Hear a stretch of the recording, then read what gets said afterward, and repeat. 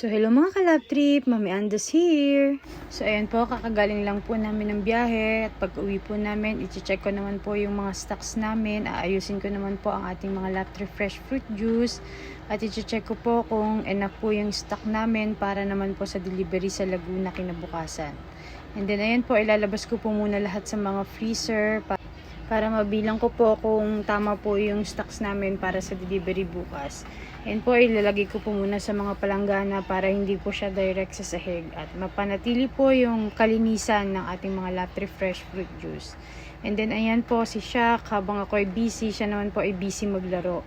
Habang naglalaro po siya, sinasabantala ko naman po na makagawa po ako ng mga gagawin ko at ng trabaho ko. And then si Daddy Gilbert naman po, nagpipiga naman siya ng kalamansi dahil marami pong dumating na kalamansi ngayong araw, so kailangan niya pong pigain. And then ayan po si Shaq na uhaw kakalaro, humingi po ng kalamansi juice. Favorite niya po talagang inumin yan, kaya lagi po talaga siyang nainom yan maya't maya, lalo po pag pagod siya galing sa laro. And then yan po, inayos ko naman po yung pagpapatungan ng ating mga lap trip fresh fruit juice pag hinakot po sa sasakyan para hindi rin po siya direct sa sahig ng sasakyan at mapanatili po yung kalinisan ng product. Napaka-importante po kasi niyan para hindi po madumihan ng ating mga lap trip fresh fruit juice. And then ayan po si Shaq, napansin niya na ako ay busy. Ayan po, sinundan niya na ako at ayan, sumampa na sa sasakyan habang umiinom ng kanyang lap trip fresh fruit calamansi juice. At sarap na sarap po siya dyan. Pawis na pawis po kakalaro. Kaya ayan po, napawi yung uhaw niya.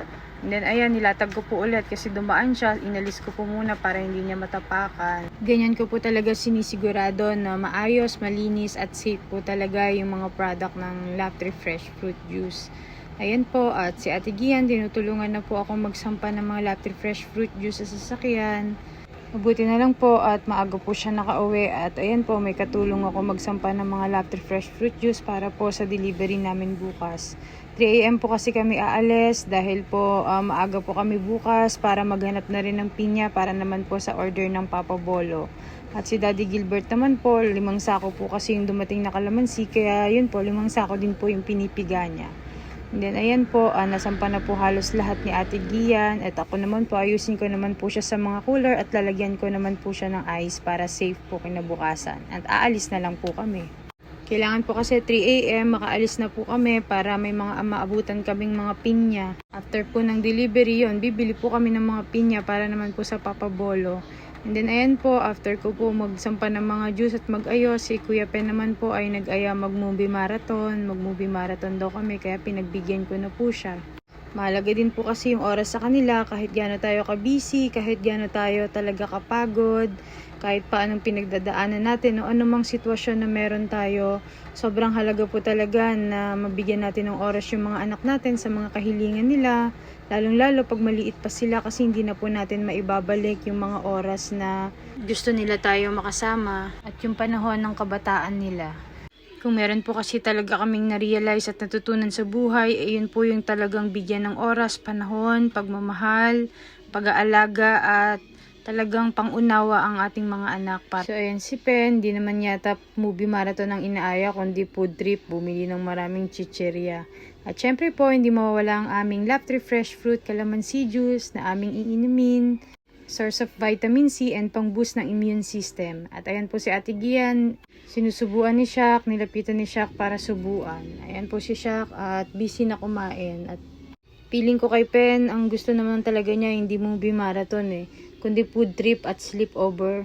Kasi nagdala pa ng mga unan at kumot, nakakaloka to si Pen Pero napakasarap naman po sa pakiramdam na kahit pagod, nakakasama talaga namin sila kahit sa maikling oras. And then yan po si Daddy Gilbert, natapos na po siya magpiga. Nagche-check na lang po siya sa mga freezer. And then ayan po, time check, 12 midnight na po.